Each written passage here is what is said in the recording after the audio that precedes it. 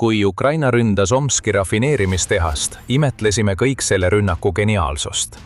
Rahvas, kellel veel 4 aastat tagasi polnud kaugmaarelvastust, mis suudaks Venemaad tema enda territooriumil ohustada, oli just tabanud rafineerimistehast tuhandete kilomeetrite kaugusel Siberis. Küsimusi esitati. Kuidas Ukraina seda tegi? Millist drooni nad kasutasid? Nüüd on meil vastused olemas. Venemaal pole enam miski turvaline, sest Ukraina on ehitanud midagi, mida Vene õhutõrje ei suuda peatada. 3400 kilomeetrise tegevusulatusega monstrum, mida pole varem nähtud. Venemaa ei saa peitu pugeda läheneva tormi eest, sest Omsk nägi, kuidas Ukraina saatis sõnumi, et suudab nüüd tabada peaaegu kõiki suuremaid sihtmärke Vene territooriumil. Ukrainal on uus droon. Tegelikult ei ole see uus droon. See on ümbertöödeldud versioon droonist, mida Ukraina on juba kuid kasutanud Venemaa ründamiseks. FP1. Sellel droonil on nüüd uus sugulane ja see on andnud Ukrainale veelgi kaugemale ulatuvad löögivõimed kui kunagi varem.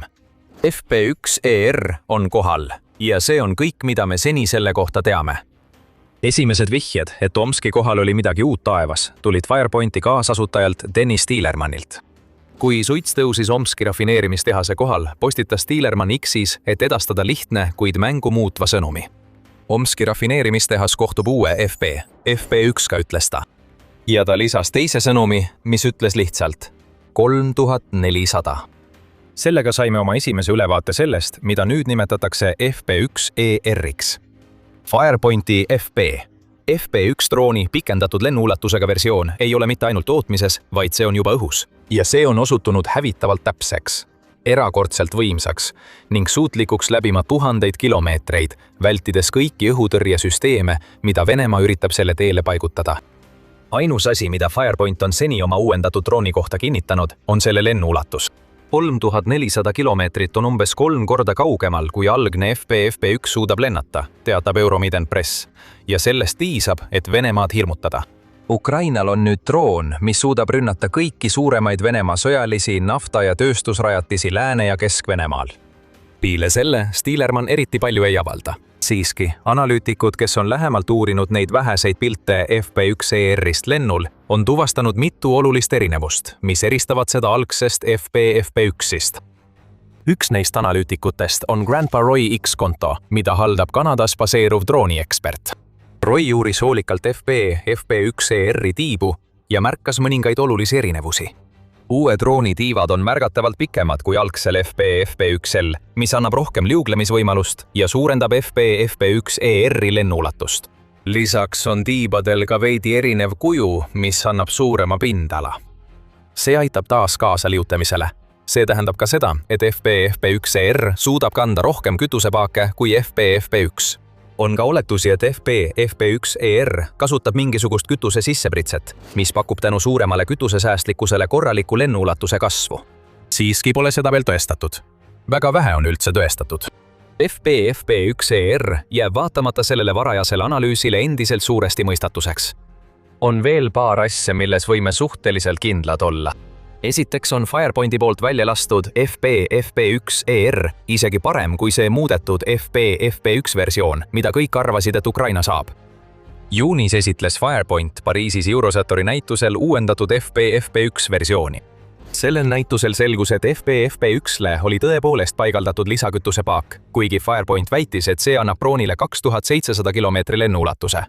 See oli vähem kui kuu enne Omski rafineerimistehase rünnakut, nii et vaid mõne nädalaga näib, et Firepoint on suutnud oma FP1 uue versiooni taas täiendada, lisades selle lennuulatusele veel 800 kilomeetrit. Või siis oli Eurosatori messil nähtud FP1 hoopis teine droon ning FP1ER hoiti saladuses kuni selle hetkeni, mil see Omski rafineerimistehasele alla kukkus. Teiseks saame me vähemalt hinnata FP1ER-i ligikaudset hinda. Nagu Euromideni press märgib, maksab algne FP1 Ukrainale umbes $50,000 tüki kohta. FP1ER maksab sellest rohkem tänu suurtele tiibadele ja lisakütusepaakidele. Siiski ei piisa nendest lisadest, et tõsta FP1ER-i hinda kõrgemale kui Firepointi teine peamine kaugmaarelv FP5. See tiibraketi hübriid on sarnase lennukaugusega nagu FT1ER, kuid selle hind on $500,000. Tundub väga tõenäoline, et Ukraina suudab ühe FP5 hinna eest osta mitu FP1ER-i, mis viitab sellele, et hind jääb madalatesse 6-kohalistesse numbritesse, võib-olla isegi vähem. Kõik sõltub sellest, kui suure osa algse FP1 $50 000 hinnast kütusepaagid ja tiibade materjal moodustavad. Venemaa näeb siin drooni, mis suudab tabada sadu sihtmärke ja mida saab ehitada murdosa raketi hinnast. Ja see on murettekitav. See tähendab, et Ukraina võib tulevikus olla võimeline lahti laskma suuri FP1ER parvesid. Mis puudutab kõike muud FP1ER kohta, siis saame ainult spekuleerida. Saladused püsivad endiselt, alustades drooni kandevõimest. FP1 originaalversioonil on 60-kilone kandevõime, mis tähendab, et sellel puudus plahvatusjõud, mida oleks vaja millegi sellise jaoks, nagu me nägime Omskis. Hiljem uuendas Firepoint FP1 drooni nii, et see suudaks kanda 105 kilogrammi lõhkeainet ja tundub tõenäoline, et FP1ER kasutab umbes sama suurt laengut. Tõenäoline, kuid kinnitamata. On isegi võimalik, et FP1ER laeng on veidi suurem, kuigi see sõltub sellest, kas muudetud tiivad ja lisakütusepaagid suudavad lisaraskust kompenseerida. Teine asi, mida me Ukraina uue drooni kohta ei tea, on see, kuidas selle juhtimissüsteem töötab. FP1ER võib tõepoolest kasutada satelliit- ja inertsiaalnavigatsiooni kombinatsiooni, mida sellist tüüpi relva puhul võiks oodata. Siiski on Venemaal elektroonilise sõjapidamise süsteemid, mis suudavad satelliidisignaale segada ning mitu tuhat kilomeetrit läbival droonil on selleks signaali segamise võimalusi küllaga. Ainult satelliitnavigatsiooni kasutamine oleks riskantne. Seega on võimalik, et FP1ER droonis kasutatakse mingisugust tehisintellekti. Mis see tehisintellekt täpselt on, pole teada, eeldusel, et see üldse olemas on. Kuid märkimisväärne on see, et täiustatud FP1, mida esitleti Eurosatori messil, tuli koos Firepointi väitega, et nende droonid on hakanud saama tehisintellekti süsteeme. Jällegi, üksikasju ei avaldatud, kuid oleks mõistlik kasutada tehisintellekti droonis, mis suudab lennata 3400 kilomeetrit, kas või ainult selleks, et segamise võimalusega toime tulla ja vältida kogu lennu mõttetuks muutumist. Lõpuks on veel üks asi FP1ER kohta, mida me teame kindlalt. Venemaa parim hävituslennuk ei suutnud seda Omskis peatada. Varsti pärast Ukraina Omski rünnakut hakkasid sotsiaalmeedias levima fotod ja videod, mis viitasid sellele, et Venemaa oli saatnud Su-57, et peatada Ukraina droonid. Su-57 peaks olema Venemaa 5. põlvkonna hävituslennuk, kuigi lennukikere kvaliteedi kohta on palju kahtlusi, mis paigutavad selle pigem 4. põlvkonna ülemisse otsa. See on siiski Venemaa parim hävituslennuk ning selle kiiruse ja tulejõu kombinatsioon peaks olema enam kui piisav, et peatada praktiliselt iga Ukraina droon. Kuid Venemaa Su-57 on korduvalt läbi kukkunud. Euromiden pressi andmetel saatis Ukraina 6. juuli rünnaku ajal Omskisse umbes 7 drooni, mis oleks andnud Venemaa Su-57-le rohkelt sihtmärke ning suurendanud ka tõenäosust, et need droonid ilmuvad Venemaa radarites. Tõepoolest, Michael Bonnet, kes on Randi analüütik, märgib, et Venemaa kasutas nii Su-57 kui ka A-50 AWACS-i ehk õhust varajase hoiatuse ja juhtimissüsteemi lennukit, et Ukraina droonidega toime tulla. Bonnet ütleb, et see on esimene kord, kui me sellist kombinatsiooni näeme ja see viitab sellele, et Venemaa radarid märkasid Ukraina droone juba ammu enne nende Omskisse jõudmist. FP1 droonid on aeglased ja neil oleks Omskisse jõudmiseks kulunud tunde. Kui just A-50 ja Su-57 lennukid ei olnud pidevalt 24/7 õhus, mis on väga ebatõenäoline, arvestades nende vähesust, tähendab see, et neid FP1 droone jälgiti mitu tundi, et lennukid saaksid õhku tõusta, ütleb Bonnet. Siiski suutsid Ukraina uued FP1ER droonid vältida seda, mis oleks pidanud olema kindel hukatus. See on tõenäoliselt tingitud sellest, et nad on väikesed sihtmärgid, mis suudavad lennata madalal kõrgusel. Kuigi droonid oleksid olnud mõnel Vene radaril siiski nähtavad, tähendab madalal lendamine seda, et Venemaa hävitaja pidi droonidega silmitsi seismiseks laskuma ebamugavalt madalale kõrgusele. On selge, et Su-57 ei täitnud oma ülesannet. Nii madalal lendamine näitab, kui raske on neid droone tuvastada, lisab Bonnet. Siin on, millega Venemaa nüüd silmitsi seisab. Uus Ukraina droon, mis on tegelikult olemasoleva drooni ümbertegemine, suudab lennata 3400 kilomeetrit, toimetada suure koorma täpselt kohale ning suudab õhutõrjest mööda hiilida ja vältida Venemaa parimat hävitajat. See on Putini jaoks õudusunenägu. Ja me oleme näinud selle õudusunenäo tulemusi Omskis. Me hakkame kohe avalikustama, mida FP1ER Siberi rafineerimistehases tegi. Aga enne kui me seda teeme, tuletame meelde, et te vaatate saadet The Military Show. Kui saate meie kanalilt uusi teadmisi, siis ärge unustage tellida ja vajutada teavituskella, et näha rohkem meie videoid. Tulgem tagasi Omski rafineerimistehase juurde. Oleme põhjalikult rääkinud sellest, millist drooni Ukraina kasutas selle rafineerimistehase ründamiseks, mis asub Siberis. Kuid me pole teile rääkinud rünnaku tulemustest. Need tulemused on olulised. Kõik maailma ümberkujundamised ja muljetavaldavad näitajad ei tähenda midagi, kui Ukraina uus droon ei suuda sihtmärgile jõudes kahju tekitada. Ja oi, kui palju kahju Ukraina droonid tegid. Ukraina valis Omski rafineerimistehase mitmel põhjusel. Üks neist on muidugi vahemaa. Mis oleks parem viis näidata Venemaale, et tal on uus oht, millega tuleb arvestada, kui suunata see oht rafineerimistehase pihta, mis asub umbes 2500 kilomeetri kaugusel Ukrainast. Omski droonirünnakuga purustati kaugusrekord ja see on juba iseenesest sõnum.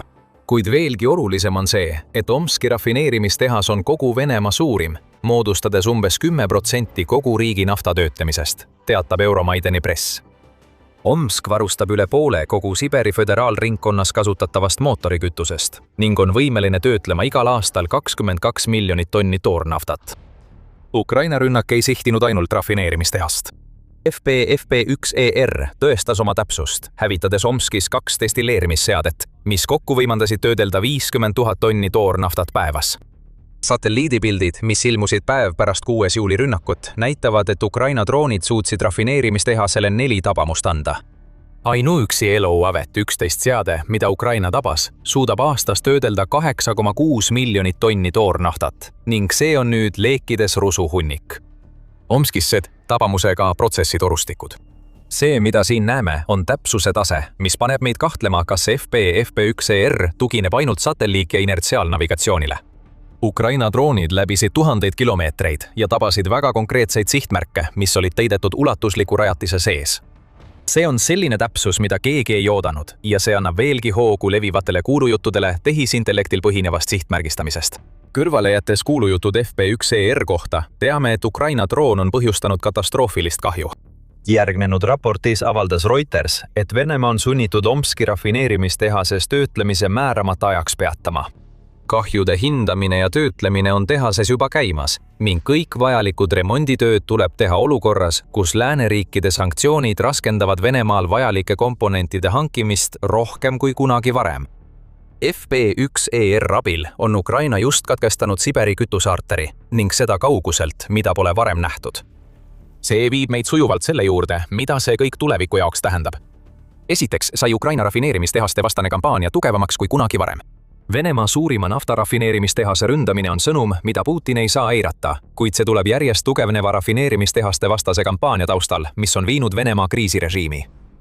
Omski rünnaku järel on Ukraina nüüd ametlikult tabanud kõiki 11 suurimat naftarafineerimistehast Venemaal. United24 Media teatas 7. juulil. See on strateegiline verstapost, sest Venemaa Siberi rafineerimistehas ei pidanud kunagi olema Ukraina ulatuses. Nüüd aga on. Ja mida see Venemaa jaoks tähendab, on see, et rafineerimistehaste vastane kampaania, mis juba tekitas suurt rahalist kahju ja probleeme kodurindel, muutub nüüd veelgi probleemsemaks. 11 rafineerimistehasel, mida Ukraina on tabanud, on ühine toornafta töötlemisvõimekus umbes 156 miljonit tonni aastas. See on ilma väiksemaid rafineerimistehaseid arvestamata, mida Ukraina samuti ründas.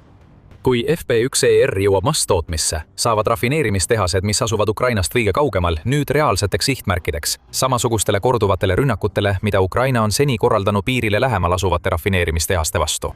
Teisisõnu, me ootame Omski topeltrünnakut pigem varem kui hiljem. Veelgi rohkem rafineerimistehaste rünnakuid tähendab, et Venemaa olemasolev kütusekriis võib jõuda uuele tasemele. See kriis levib juba sügavale ja laialdaselt üle kogu Venemaa. CNN teatab, et kriis, mis sai alguse Krimmis Ukraina logistika sulgemise programmi tulemusena, on ühel või teisel moel laienenud peaaegu kõigisse Venemaa 83 piirkonda. Bensiinijaamades on järjekorrad nii pikad, et tanklasse jõudmiseks võib oodata mitu tundi. Ja paljudel juhtudel lõpeb see pikk ootamine bensiinipiiranguga, mis tähendab, et keskmine venelane ei saa isegi oma sõiduki paaki täis tankida. Hinnad tõusevad, kuna kütusevarud vähenevad ja venelaste seas kasvab rahulolematus, mis mõnel juhul viib isegi kaklusteni. Venemaa vastus kõigele sellele on kõigi suuremate kütuseliikide ekspordi keelustamine.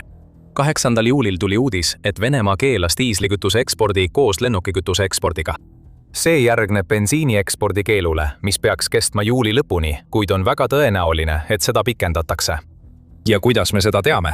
Venemaa on teatanud, et hakkab juulis bensiini ja teisi naftatooteid importima ning riik, mis peab kütust ostma, ei ole kindlasti valmis seda uuesti müüma hakkama. Venemaa arvab, et suudab sellest kriisist taastuda.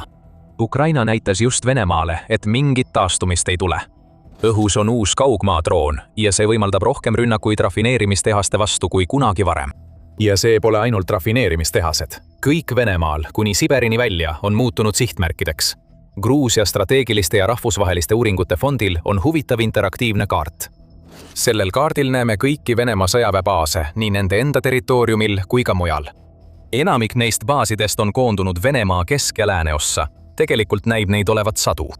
Kuid Venemaa lõunaosa läbides umbes kolmandiku tee peal näeme Omskit. Ja nüüd me teame, et Ukraina FP1ER suudab sõna otseses mõttes tabada kõike sellest piirkonnast lääne pool. Ja pea meeles, et Omsk asub Ukrainast 2500 kilomeetri kaugusel. FP1ER-il on veel 900 kilomeetrit paagis, nii et see võiks vabalt olla võimeline tabama baaside kogumit, mille Venemaa on välja arendanud Omski rafineerimistehasest ida pool. See on selle uue drooni aspekt, millega Putin ei pruugi isegi arvestada. Ukraina rafineerimistehaste rünnakud on kogu tähelepanu endale tõmmanud, kuid iga õhusõiduk, mis Venemaal on baasis, kust lastakse rakette ja liuppomme Ukraina pihta, on nüüd muutunud sihtmärgiks. Sama kehtib laskemoonaladude ja sõjatööstusrajatiste kohta. Muidugi ei ole selliste sihtmärkide ründamine Ukraina jaoks midagi uut. Nagu United24 Media 9. juuli artiklis märgib, on Ukraina alates märtsis tabanud 6 Venemaa suuremat raketitootmistehast.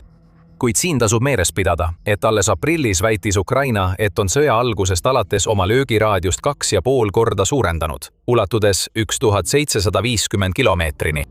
Vaid paar kuud hiljem on see ulatus peaaegu kahekordistunud. See ongi asja tuum. Ukraina ulatus on kasvanud kaugemale ja kiiremini, kui nad ise arvasid võimalikuks. Ei ole päris täpne öelda, et kõik Venemaal on muutunud FP1ER tõttu sihtmärgiks, kuid kõik Venemaal, mis võib olla isegi natukenegi seotud Putini sissetungiga, on nüüd legitiimne sihtmärk. Ukraina kaugmaa rünnakute strateegia on just järgmisele tasemele tõusnud ja Venemaa üritab teha kõik, et seda peatada. On teateid, et Venemaa on hakanud kasutama võimsaid segajaid, mis väidetavalt suudavad katkestada Starlinki satelliitsignaalid, mida Ukraina droonid kasutavad. Kui see on nii, siis ei suutnud nad peatada Omskisse saadetud FP1ER. Veel üks vihje sellele, et tehisintellekt on kasutusel. Õhutõrjerindel on Putin andnud korralduse, et uute õhutõrjesüsteemide tootmine peab saama Venemaa tööstuse prioriteediks. See saab olema raske ülesanne, arvestades, et Venemaa õhutõrjeprobleem pole midagi uut ning Omski rünnak paljastas selle kui palju suurema probleemi, kui keegi arvas. Ukraina on Venemaa suurust juba pikka aega tema enda vastu kasutanud. Nüüd, kui FP1ER pole mitte ainult valmis, vaid ka lahingus tõestatult tõhus, võib see, mis kunagi oli Venemaa suurim tugevus, osutuda nõrkuseks, mis toob Putinile sõjakaotuse.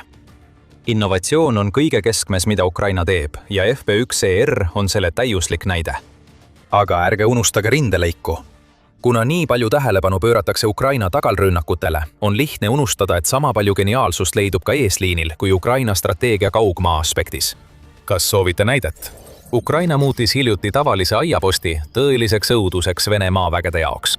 Me teame, et soovite rohkem teada saada ja saate seda teha, kui vaatate meie videot, et näha, millega Ukraina on välja tulnud. Kui teile see video meeldis, siis vajutage kohe tellimisnuppu. Meie oleme The Military Show ja toome teieni sellist sisu iga päev. Ja nagu alati, aitäh vaatamast!